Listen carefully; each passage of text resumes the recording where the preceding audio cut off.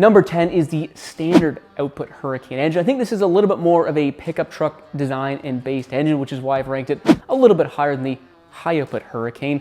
Either way, with its rather short tenure in the Ram 1500 trucks, there have been some issues that have arisen. The number one issue with these engines is the thermostat problems. These thermostats are failing, and typically failing closed, which can result in the engine overheating and potentially further damage to the engine.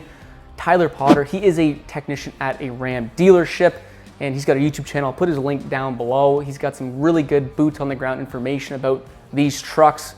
And he mentioned that this is still a very, very common problem with these Hurricane engines.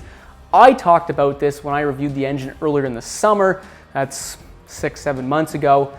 And yet there still hasn't really been a word from Stellantis about these failing thermostats. So it's just a little bit disappointing that it's a very well-known problem at this point, yet we haven't heard anything about Stellantis trying to address this problem. Another issue arising on these engines that the dealerships are starting to see is the catalytic converters melting. I guess the engine's just getting too hot, and well, downstream, that heat is melting the converters. It does make a little bit of sense. The engine is running a lot of boost, it's direct injection, as well as pushing a lot of power, and that's gonna result in a lot of heat downstream of the turbos.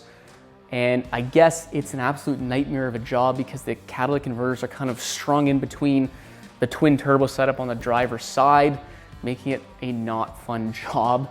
Same with the thermostats, actually. Apparently that is also a nightmare of a job to do. So talking and listening to some dealership techs that, again, have boots on the ground with these Hurricane engines, it just seems like it's not going that well at the moment. So like Toyota and their I-Force engine, Stellantis and the Hurricane engine, they have their work cut out as well. And hopefully Stellantis can iron out some of these issues in the coming years. So if you're dead set on owning one of these 3-liter Hurricane engines, I'd honestly wait a little bit. Now, I did tow with a standard output Hurricane engine. It was the Rebel truck, so we had bigger tires and some more aggressive tires.